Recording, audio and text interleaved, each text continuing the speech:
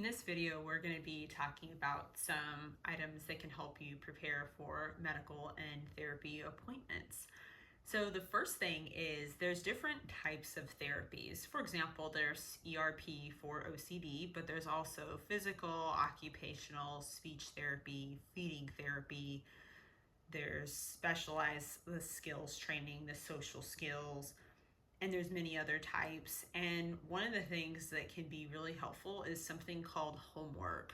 So this is anything that you need to do outside of therapy appointments or medical appointments, whether it's getting certain tests done, taking certain medications, or there's certain tasks that you're supposed to be doing, or certain activities or stretches or exercises, whatever it may be. I do also want to point out here that there's different settings for medical and therapy treatments. So sometimes there's, if one time a week doesn't work, there's also maybe it's intensive outpatient program and it ends up being 4 hours a week, 2 hours one day and 2 hours another day. There's also other options. So for example, for different medical conditions, there's urgent care, there's ER, there's, the well visits, the sick visits, or if you have an injury, there's, hospitals and clinics. And then there's also, for therapy purposes and for medical treatments, there's also inpatient and outpatient. So there's a variety of different settings. So I just want to encourage you that no matter what medical conditions you have, that any options could be something that could work for you. And so like if one thing doesn't work, don't be discouraged because there's other options out there. Even if you're not aware of them at this time, keep looking and just stay positive and you're going to see improvement. And I also want to encourage you that improvement in any situation that you're in life, including with your health, improvement can also look like trusting in God's plan, even when it's really difficult. And you say, I don't, understand, or I really want Jesus' wisdom, like right now about this thing, or, you're thinking, oh, well, the doctor told me that my medical condition doesn't really have a lot of treatment options, or it's not really responding to treatment the way they, would hope. It's kind of treatment resistant. I still want to encourage you that no matter what you're facing in life, Jesus is with you all the time, and he loves you, and he cares about you, and he has plans that are good for your life and good for other people's lives, even when we don't see how it's good or we don't see how it's going to work out. So I just want to encourage you to stay positive, because having a positive mindset already improves your situation, whether you realize it or not. Okay, so you just keep going in a positive direction no matter how hard it gets. All right. And I also want to kind of going back to more of this concrete stuff here. I do want to tell you that when it says here treatments, this second line of notes underneath this title, when I'm talking about treatments, I'm talking about any type of therapy and any type of exercises or stretches, but also anything with treatment, such as if there's any over-the-counter or prescription medications, supplements, vitamins, antibiotics, pain medications. And the reason I include this is because we can all have medications we take and we forget about them, like, oh, I forgot about this, IV medication and I remembered the oral medication, or vice versa, right? And so, or sometimes we have medications we take that the dose changes, or the brand changes, or the class of medication changes, or maybe there's a medication we don't take all the time, but we just take it occasionally, or maybe it's a temporary medication. For example, if there's an infection and you're prescribed antibiotics. And so the reason why, it's helpful to, tell all those things to your provider, to remember to the best of your ability, is so that to see if it's, working well with the other things that you're doing. And so you can always ask your pharmacist too, if you ever have any questions about if there's any, drug interactions or, anything going on there. It's something you can do to help you remember questions, and also treatments. If you're like, well, I tend to forget this medication, or what's the name of this equipment, or, what kind of stretch was I supposed to do, or what's my next step, that I'm supposed to do over here. You can make notes of what you're supposed to be doing in appointments, and you can also, sometimes they can have handouts for you, pictures or videos to show you what you're supposed to be doing. And you can also take pictures and videos of any signs and symptoms that you have, and also anything that you're using for treatment. So that way, just like you can receive information from providers in different formats, and they could have different ways they communicate information and test results to you, you have different ways you can communicate information of what you're experiencing and what you're doing to providers. I just want to encourage you with that. And as far as communication goes, every person is different, but there's usually different options out there. So sometimes there's emails or patient portals, voicemails, there's phone calls, there's text messages like appointment reminders. And so there's verbal and nonverbal communication. There's handwritten notes you can make of questions you have before an appointment, or anything that you're experiencing you want to work on, or any information they give back to you. You can take notes of that to help you remember what you're working on. And so if you don't have a phone, or if you don't have internet access, or if you say, well, I don't really like handwriting things, that's okay. There's actually a lot of different ways you can communicate the information. So I just want to encourage you with that. And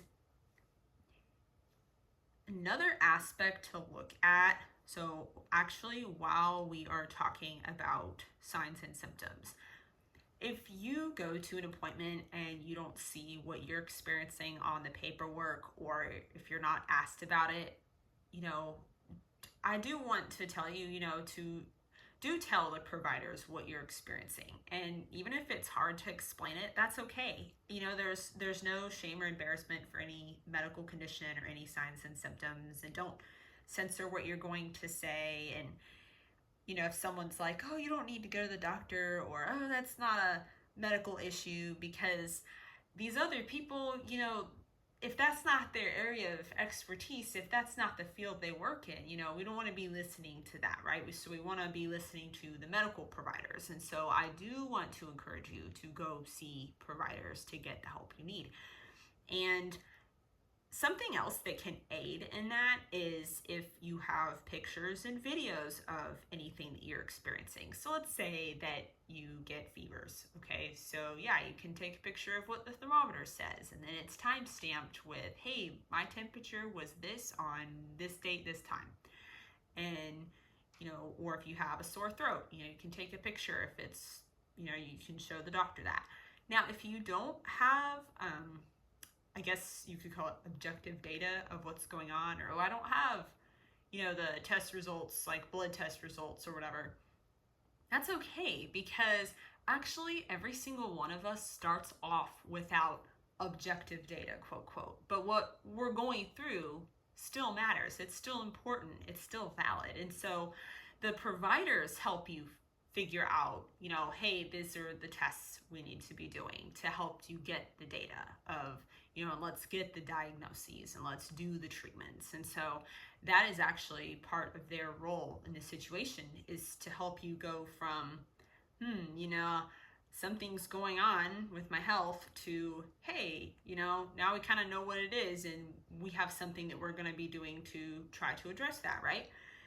And so don't, feel pressured to like, oh no, I don't have all this data. You don't have to. If you don't have it yet, that's totally fine. And I do want to point out too, so there's actually, how I had actually mentioned well checkups, so there's different types of appointments. And so actually well checkups are really important for anyone of any age and any ability. And so, sometimes we don't know that, and that's okay, but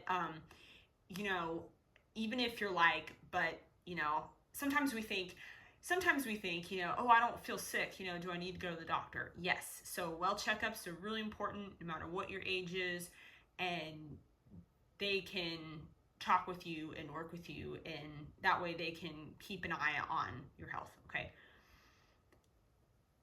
Another thing that can help with when we are actually talking about signs and symptoms. So if you're ever unsure, like, should I even share this with my providers?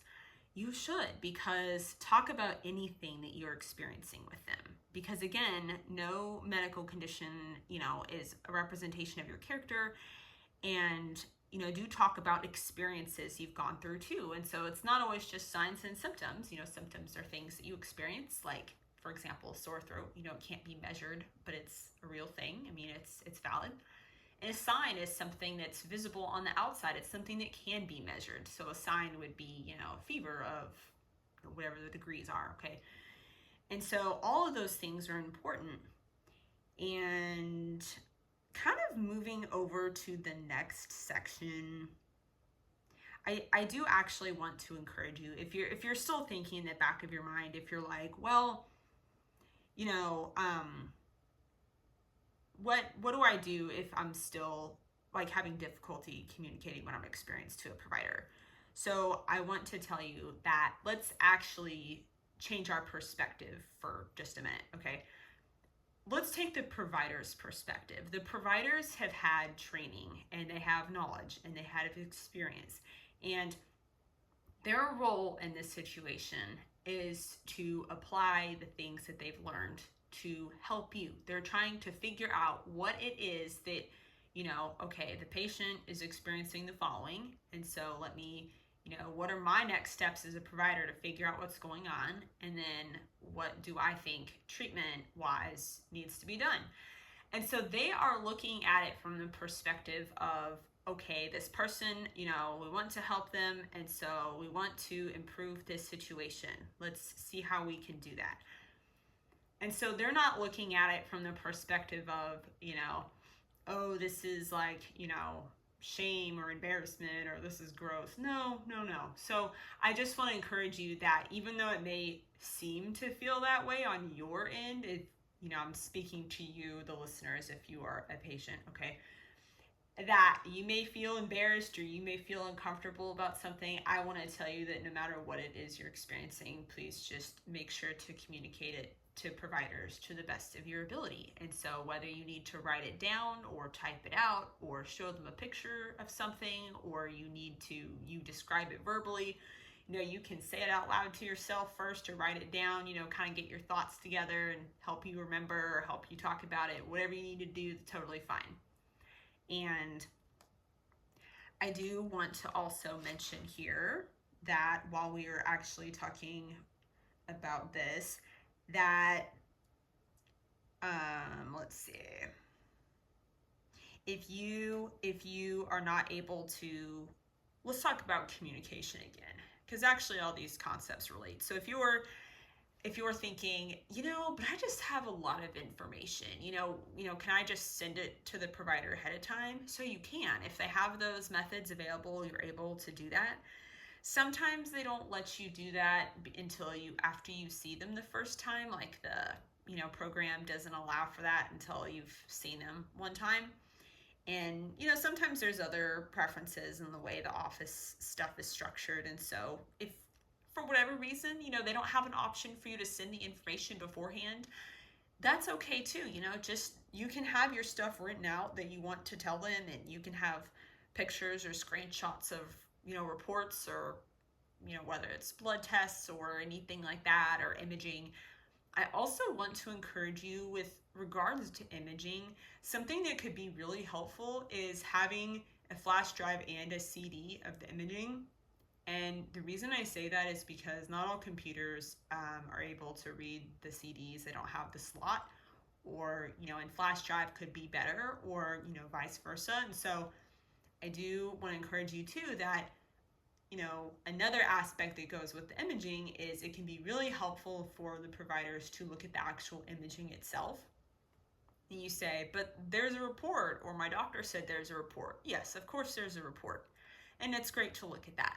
But I always think that it can be very helpful too if they look at the actual images, because sometimes the provider that you're working with is able to, or the provider that you're referred to as specialist, sometimes they're able to explain things better or point out things that are important for, whatever you're going through with getting diagnosis and treatment. And so sometimes it's really helpful because they can have another perspective on what they're seeing. And this is actually where I want to include here.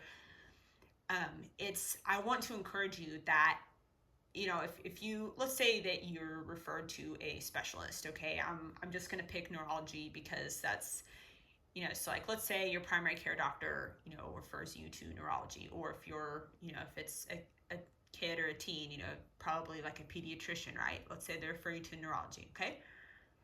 And this neurologist says, well, okay, it looks like you have this condition based on, the history, physical test results, this information. Okay.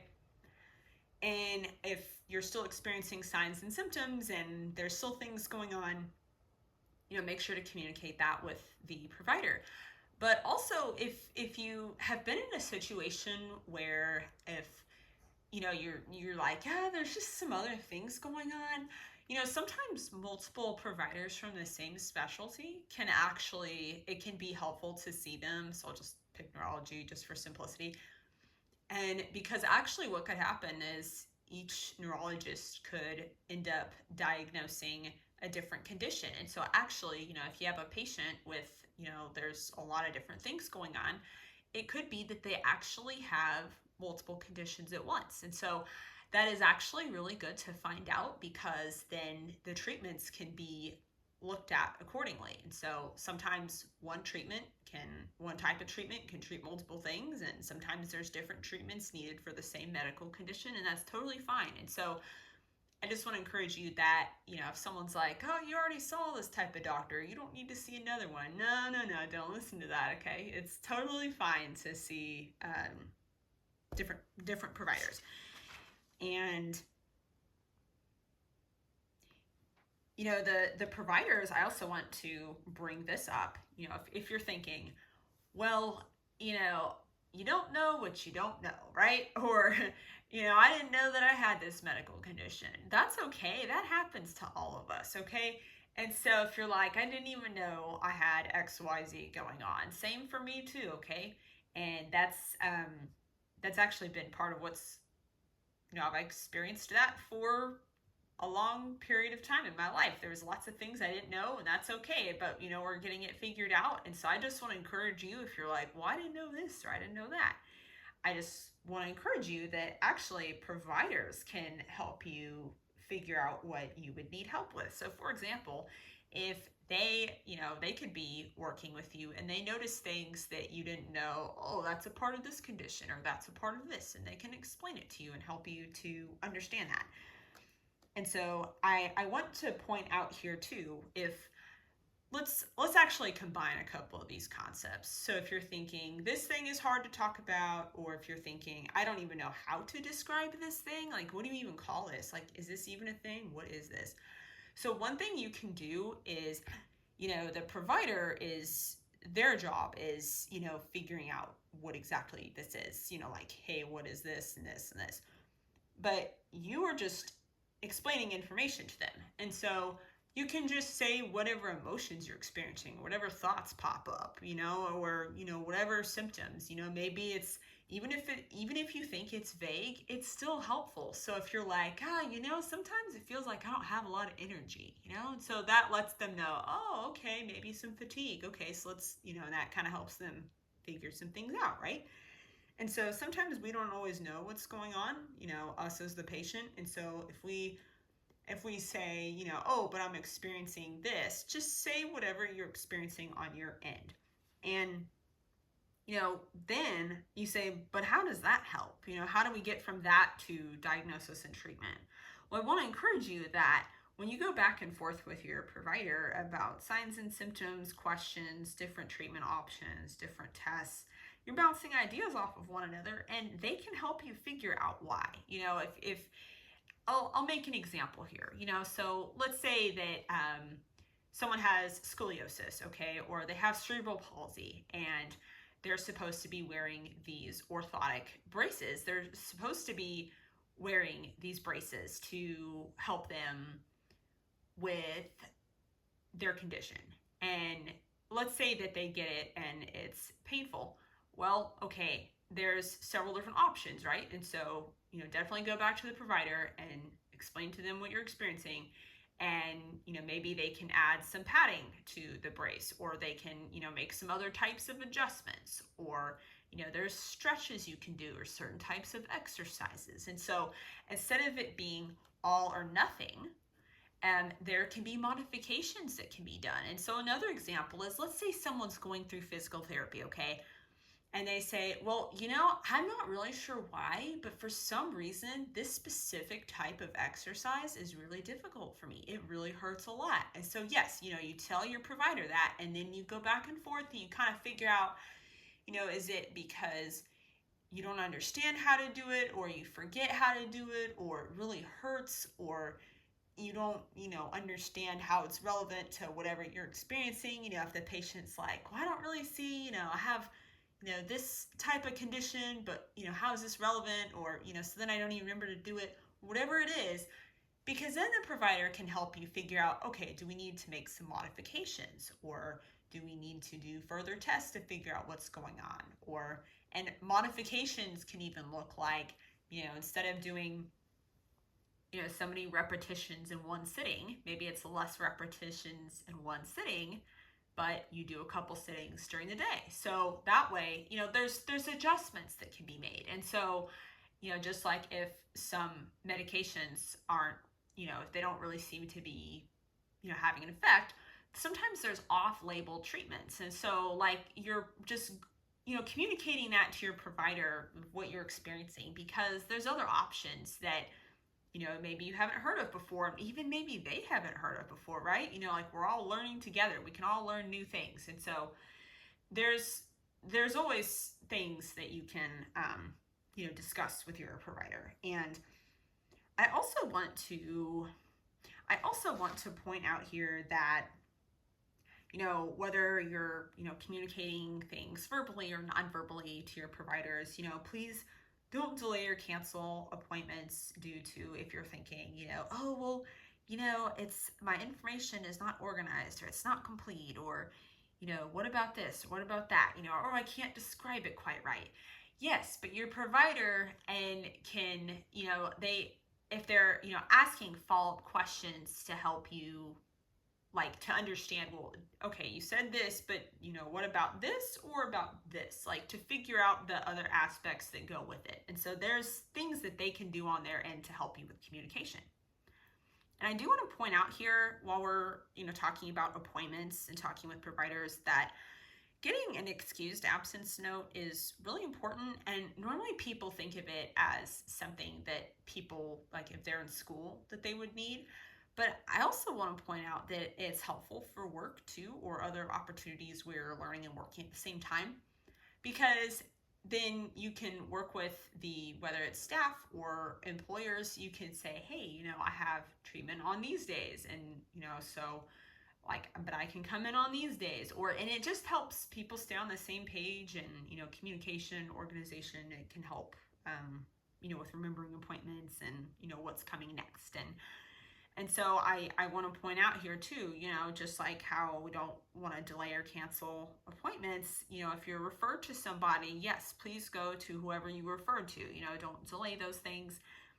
And I want to point out here, so, sometimes we're referred to providers, and, let's say you're referred to a specialist and they're like, oh, if they're even taking new patients, it'll be 2 years before they can see you. Okay, whoa, all right, yeah. So what you do is you say, oh, okay, well, and if they end up taking new patients, and so can you put me on a cancellation list?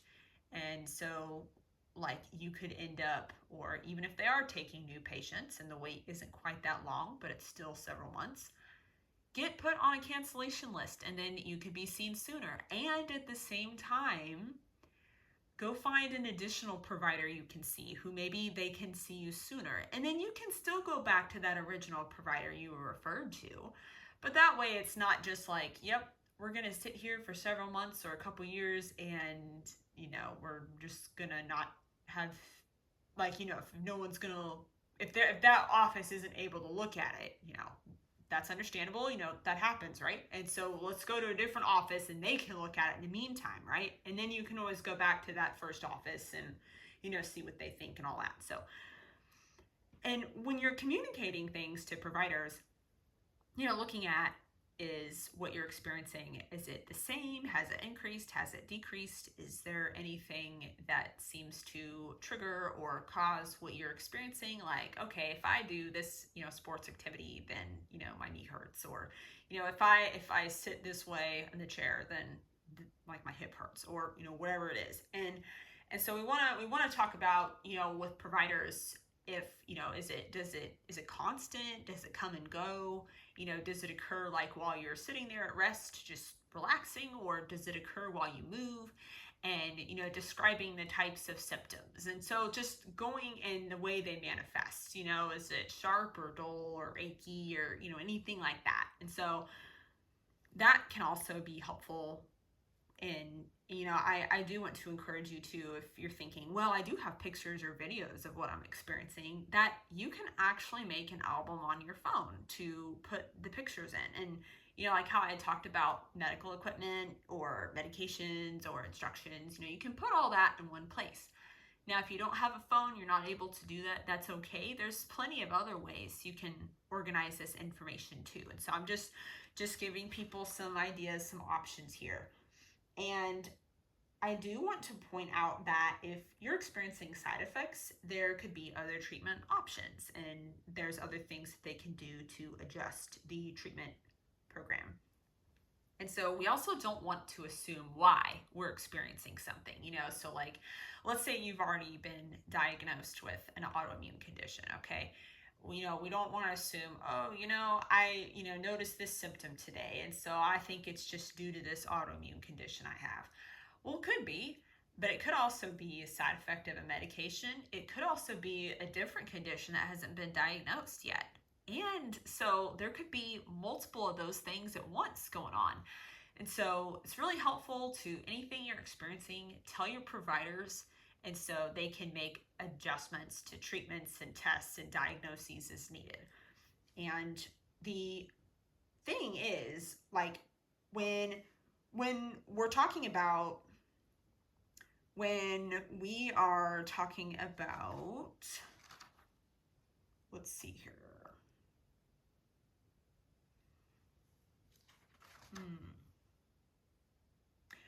Yes, so I do want to encourage you that, just like providers can help you figure out, just kind of connecting the dots here, the reason why something might be difficult for you, like a certain exercise or a certain stretch or a certain activity.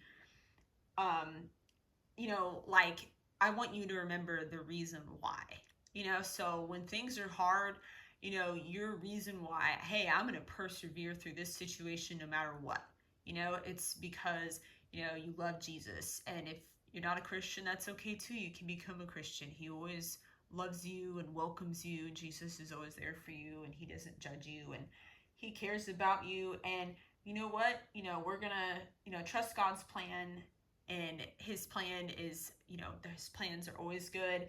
And his plan is way more important than what any medical test shows, any medical test results or any experiences we could have in life.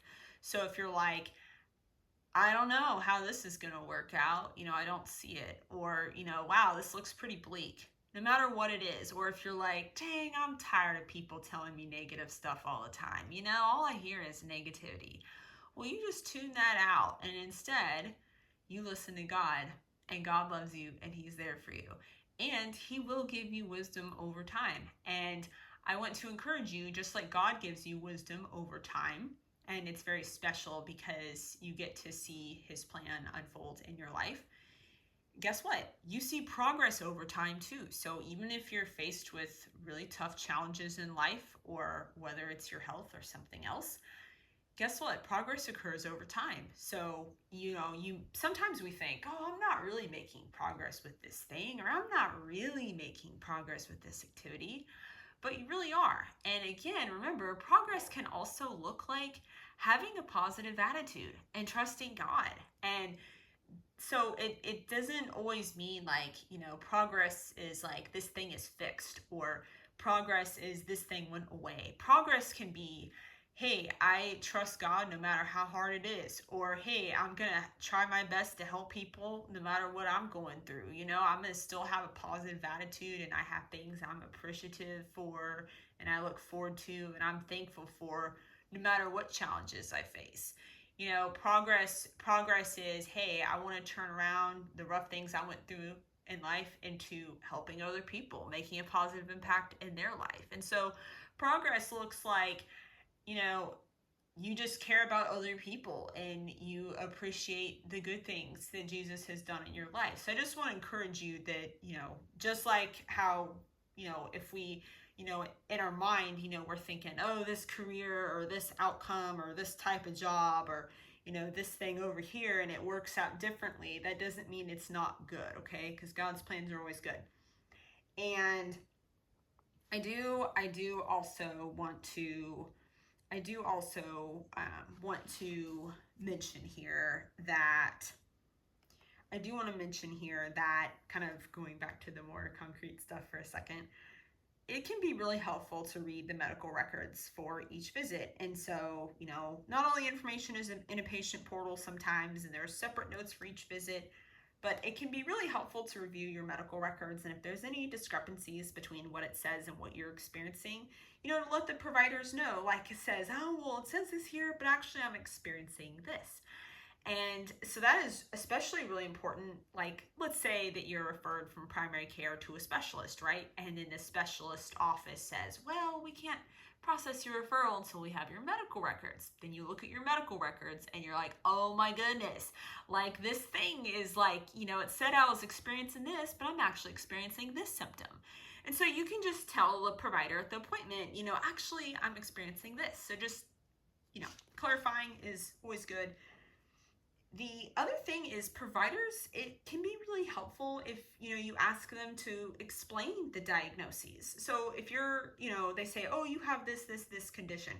Okay, how what you're experiencing lines up with that diagnosis so that you understand your condition, because every single one of us is different.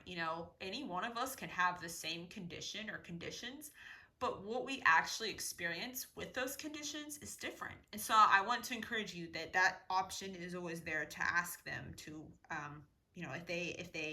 if you have any questions, that they can help answer those for you. And so, like, for example, one medical condition is autoimmune encephalitis, right? And so there's a lot of different manifestations of it. And so, like, one person, it looks different than another person, but still autoimmune encephalitis. And another thing with keeping things organized, you can actually set reminders for appointments, and you can use paper and marker or pen too to write them down on a front sheet of paper. And so, our reminders or alarms, you label them like, hey, pick up medication or go to this treatment, or whatever it is. And a quick note about getting some tests done. So a really good swab is needed for like swabbing tests. And so, like, I'll just pick one example here.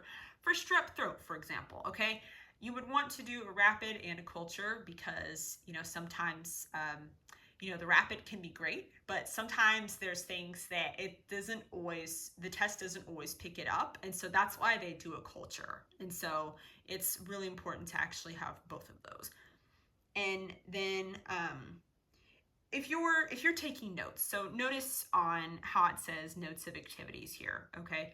So let's say that you're writing really fast. Hopefully what I'm showing here is good handwriting, and hopefully it's legible. Normally my handwriting is a mess.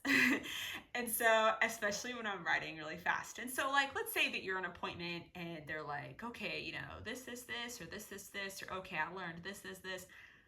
It can be really helpful to rewrite your notes right after the appointment, and so you can read them. And if you have any questions, something you can't read, something you don't understand, something didn't work out, ask your provider so that they can explain that to you, okay? And then that way, and it's also important for them to, like, let's diagnose and treat the underlying causes of something. And so, I'll just go back to strep throat for a second, okay? it's not like, oh, like let's just take pain medication for it. It's actually really helpful if the provider is, hey, like let's actually see what's causing the throat pain, right? And the redness and the white patches and all that, okay? And so another thing that you can do is, um, so, we want to be sharing all the information of what we're experiencing with providers, like even if they're making comments about it, and sometimes the very thing we're like, I don't really need to share this with my provider. This symptom over here didn't bother me, or this thing over here doesn't bother me, or I don't think it's important, or I don't think it's related. But actually, that very thing you're experiencing could actually be really helpful to them in diagnosing and treating what's going on. So I'll just make an example here. So um, sometimes medical conditions appear to go away and come back, but actually they're there the whole time. It's just you're not always experiencing signs and symptoms. And so one example is with seizures, right? And so someone could have epilepsy and they have a seizure, and you say, but I only had a seizure on this date or this date. Yeah, but it's always a good idea to get something checked out. We don't want to say like, oh, let's see if it happens again, or no, no, no. So sometimes things happen one time, and it's always a good idea to get it checked out and see what's going on. Okay. And if it seems inconclusive at the time, let's follow up on it, and let's make sure that we don't just say I'm not really sure, or I'm not going to do any more tests. Let's try to investigate that, right, to the best of our ability, and see what's going on so we can treat the underlying causes. And let's see here. There's a couple more points. Yeah, so if the provider doesn't really understand what you're experiencing or what you're trying to say to them, it can just be really helpful to just reiterate like, hey, I'm experiencing this. And, if there can be additional providers you can see that can be helpful, and maybe they can refer you to someone. So sometimes something that actually happens a lot in medicine is, the primary care or a different or a specialist, I say, oh, well, I think that it's actually this type of doctor would be able to help you more. I have knowledge about this thing, but actually that's outside of my scope of practice, and so this other person specializes in it. So I'm going to refer you to that person. Okay. And so all the different doctors, it's helpful, but they all have different things that they do. And so that's, you say, why am I being referred? It's because they can look at the situation in a new way. There's additional tests they can do, okay? Additional treatments. And let's see here.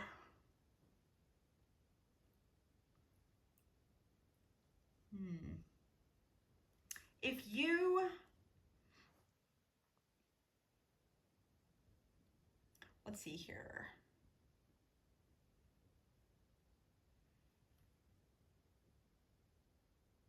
Yeah, okay. I want to encourage you that, let's say, okay, so let me pick an example here really quick. So let's use the referral example, okay? Let's say that you're referred to a provider, and you like new patient appointment, and so don't be shy. If you're kind of like caught in the middle, if they're like, well, you need to go back to the first doctor and do this or this, that's okay. You can just communicate with both offices and say, hey, I'm so and so, I'm just calling to follow up on the steps, next steps I need to do, anything else I need to do, or if there's a timeline, or and so that way you can get the information and receive the information. And so it's okay if you're like, but I'm caught in the middle. That's okay. It can be worked out. And the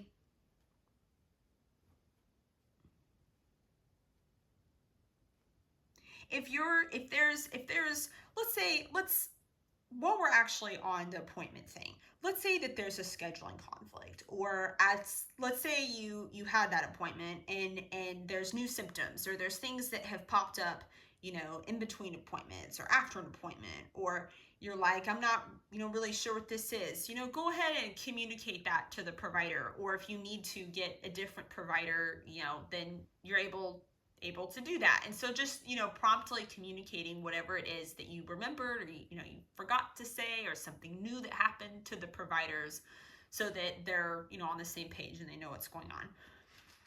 And the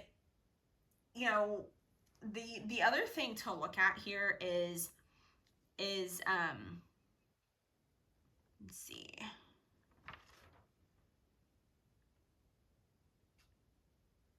Let's see here. All right, I do want to point out one more thing. If, if someone's like, oh, well, you don't have like quote proof, objective data, that, something's happening.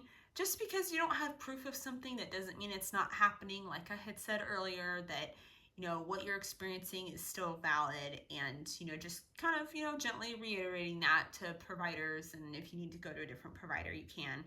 And I do want to encourage you with all of this information. If this, we kind of talked about a lot of information, but even just, to start off with, just looking at what I have written here on this piece of paper can help organize the structure of information you can do to help prepare for appointments.